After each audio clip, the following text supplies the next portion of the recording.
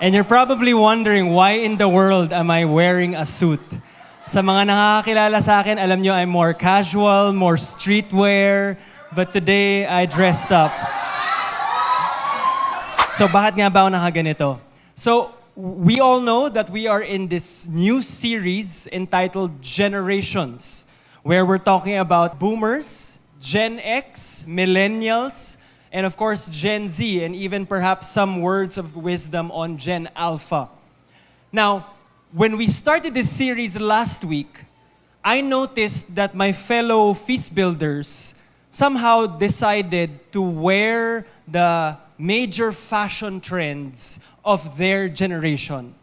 Case in point, for example, my good friend, Brother Odi Villaraza from Feast Bay Area, Feast PICC.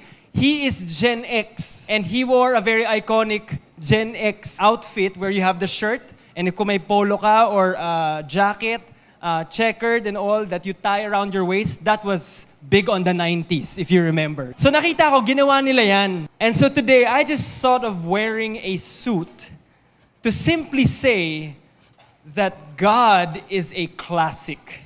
He is timeless. His truths go beyond trends. His love never goes out of style. He is faithful in every generation. Amen? Plus the fact na magnininong ako sa kasal mamaya. So, might as well. Pero alam mo, may part of my outfit na makakahalata na millennial ako. Ano yun?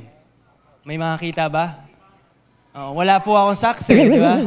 Mga no-show socks ng millennial. Pero sige, bibili na rin ako ng socks na puti para makakonect sa ating Gen Z. But anyway, sometimes we don't feel it, we don't see it, but God's amazing grace is working in our lives yesterday, today, and forever. Seasons may change, trends may fade, but God's power and presence in our lives remain eternal.